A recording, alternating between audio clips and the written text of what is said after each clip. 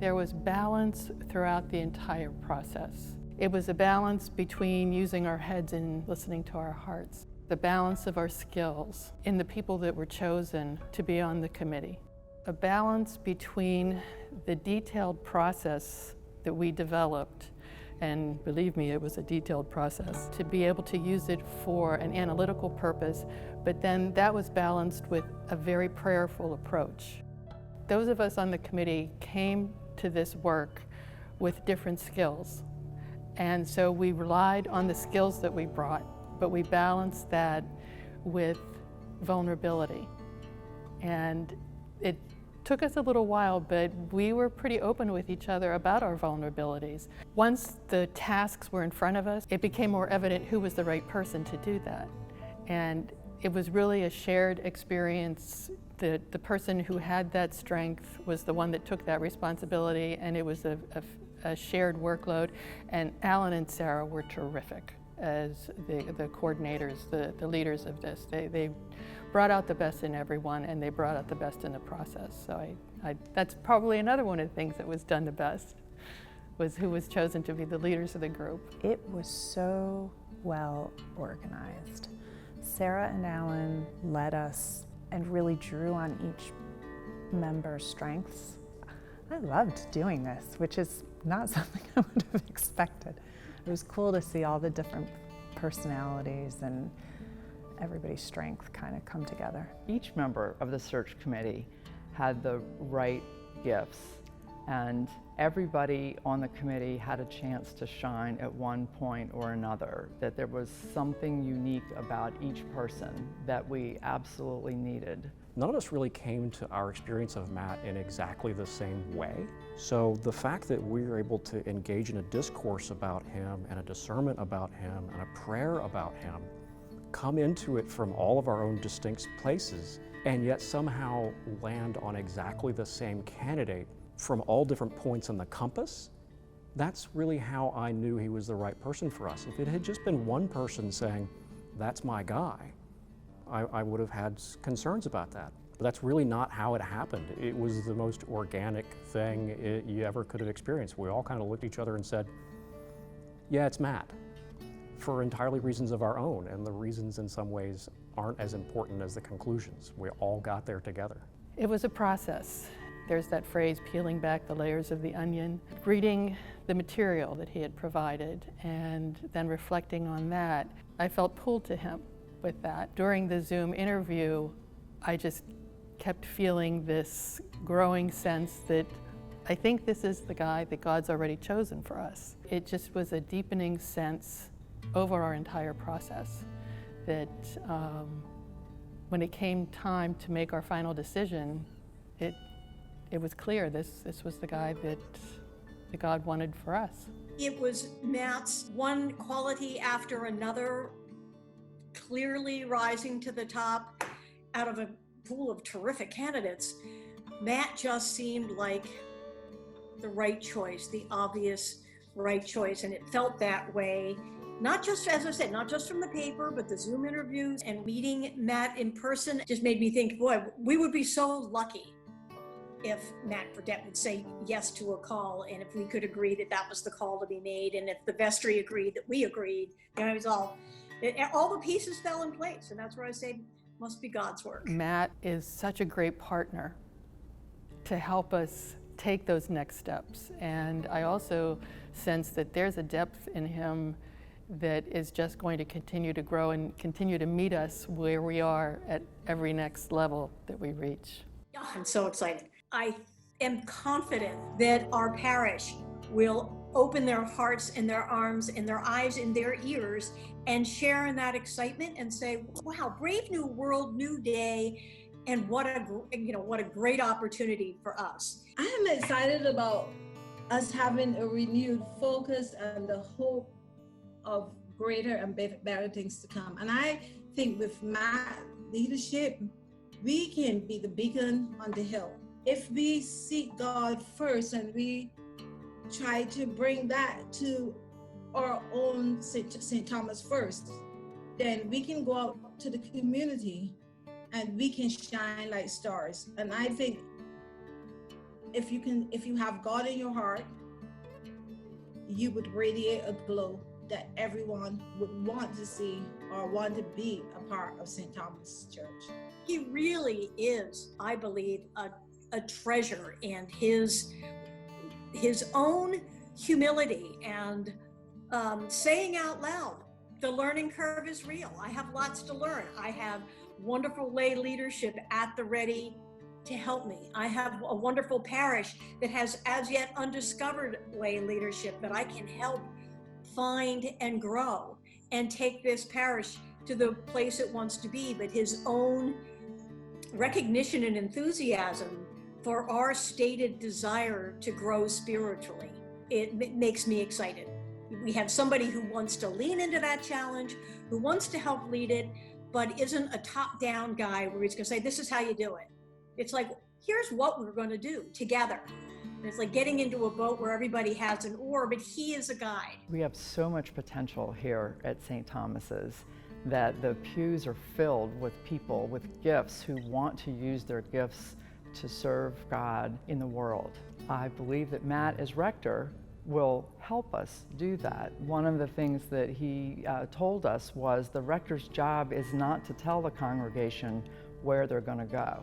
It is the rector's job to ask the question and to make sure that the conversation happens in a healthy way. I believe that the combination of our property, the potential of the people in the pew, and with Matt as our new rector, that really awesome things are going to happen here at St. Thomas's.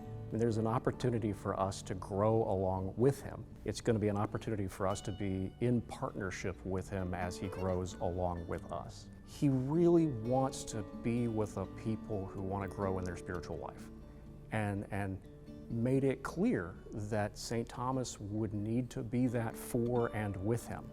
And I think that that's both an opportunity and in some ways a challenge for us, but it's one that we'll have an opportunity to experience along with him, and I'm really looking forward to getting a chance to do that. I just really felt his spiritual understanding. He has a humble, true belief in God that I find comforting, because I think I have lots of doubts about if I'm doing this right, and I felt like he'd be someone who could teach me how to become more spiritually centered, and that means a lot to me.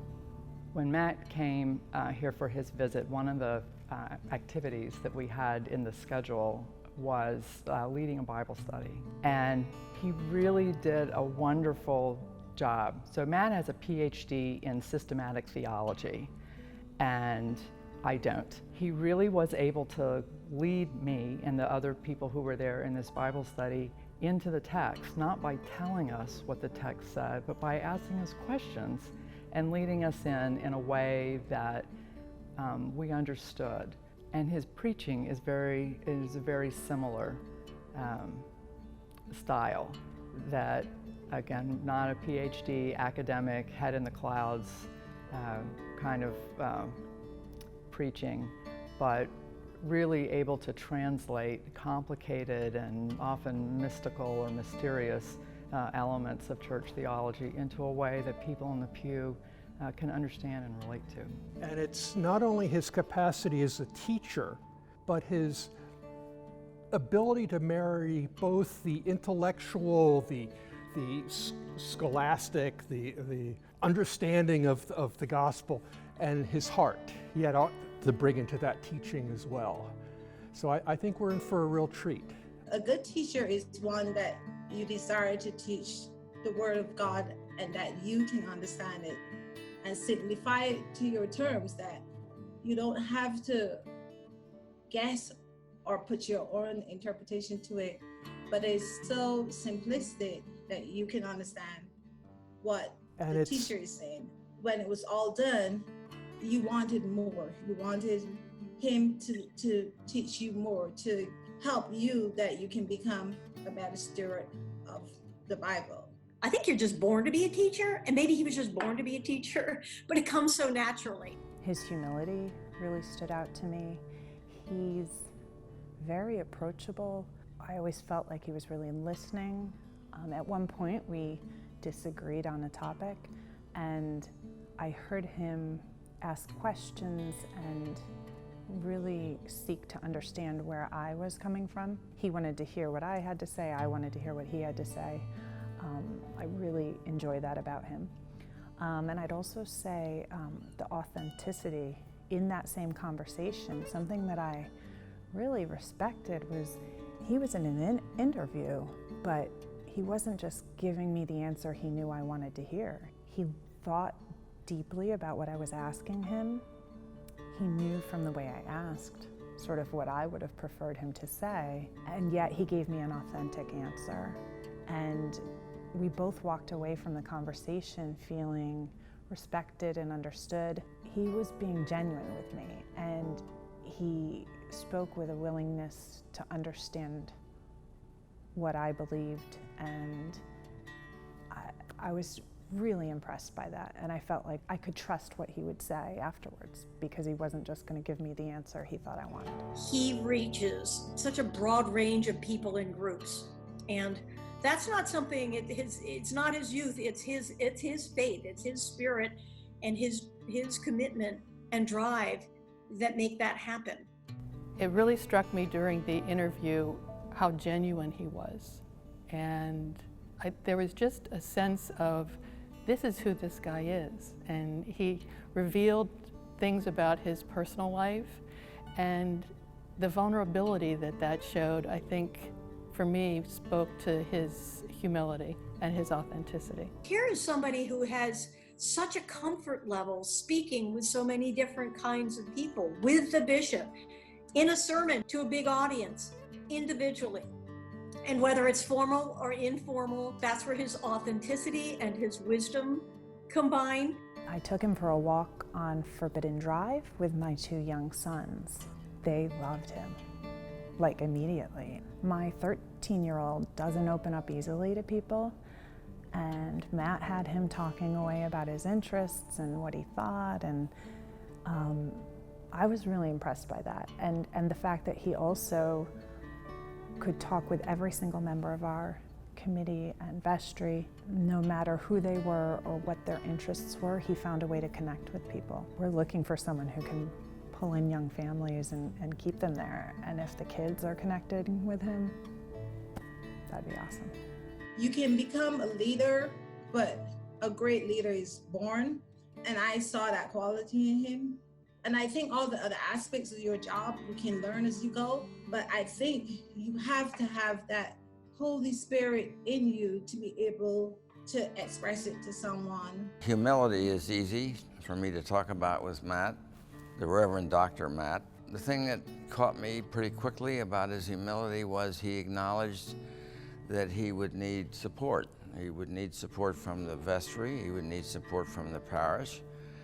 And he was upfront about it, and which I thought was a humble thing. I mean, anybody that comes here to be a new rector is of course going to need help, but he had the humility to admit it. I feel he has a heart for pastoral ministry, for pastoral care,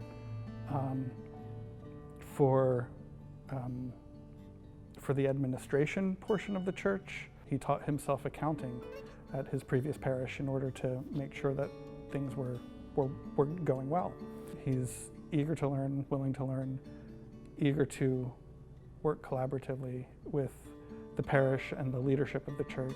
He explained to us that he had engaged an executive coach for his own development, which to me speaks volumes about self-identification to grow and the help that he would have by having someone, an objective partner in that process. And it's not just for himself, but how he would grow through that experience to be able to bring that out with others, to collaborate with them, and to also help them to grow into who they can be. He really truly does have a much wider, expanded view of stewardship. And one of the things that he said when we'd asked him a question about our expansive property here. He said that the laity is the steward of the property and the rector is the steward of the stewards.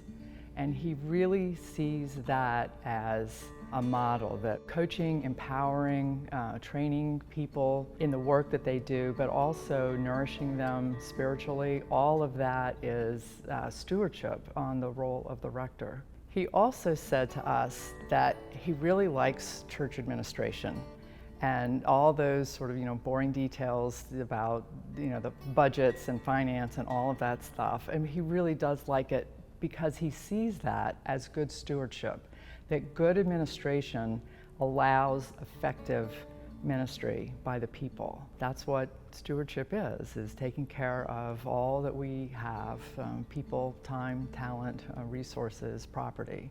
And he's very clear about what his role as rector is. I don't really care chronologically what this man is, because he has the old soul and heart that we need, I believe, that we would readily as a parish follow no matter what direction we are coming from.